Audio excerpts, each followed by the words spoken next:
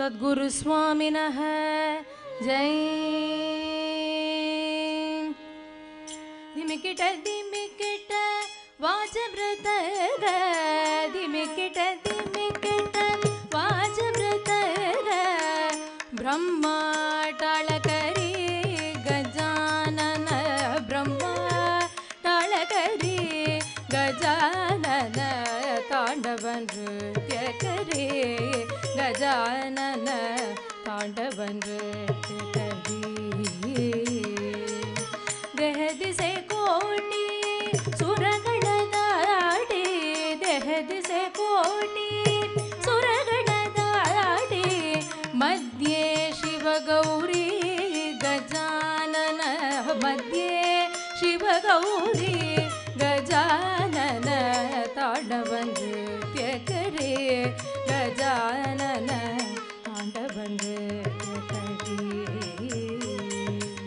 उपजत गिळिला धरणि वृंद उपजत गिळिला धरणि वृंद उपजत गिळिला धरणि वृंद उपजत गिळिला धरणि वृंद रका है न कटे धरणि वृंदा रका है न कटे धरणि जय जय बलभीमा बलभीमा मा भारत गुण महिमा जय जय बलभीमा देई तव पति प्रेमा रामा देई तव पति प्रेमा रामा देई तव पति प्रेमा रामा देई तव पति प्रेमा रामानुज जीवन सुखतामा रामानुज जीवन सुखतामा जय जय बलभीमा बलभीमा मा भारत तव गुण महिमा जय जय बलभीमा.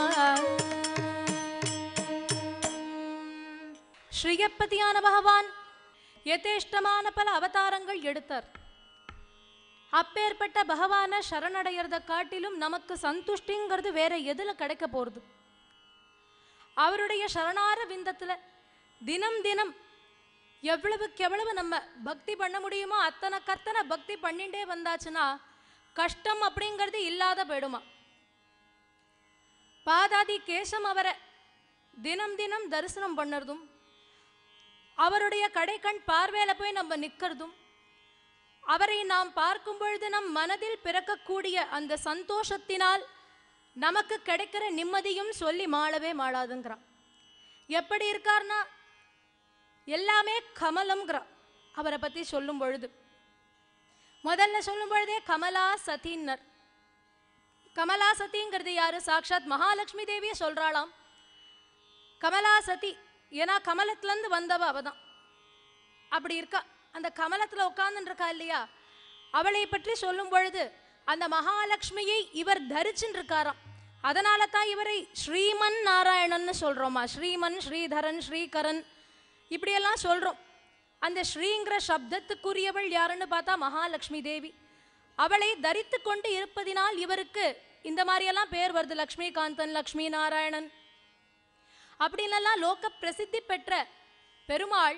அவருடைய கண்கள் பார்த்தா தாமரையாக இருக்கும், முகம் பார்த்தா சரசீஜமாக இருக்குது, கையை பார்த்தா கமலமாக இருக்குது, காலை பார்த்தா கஞ்சமாக இருக்குது. இப்படி சொல்லிகிட்டே போகலாமா. அத்தனை அழகாக இருக்காராம். எங்கே பார்த்தாலும் கமலமாக இருக்கான். அவரை பார்க்கும் பொழுது இது என்ன ஒரு கமலமே உட்காந்துருக்கா, ஒரு பத்மமே உட்காந்துருக்கான்னு அத்தனை பேருக்கும் தோணி போய்டுறதான். தாமரை பூ போல இருக்காராம் பார்க்கறதுக்கு முழுக்க முழுக்க.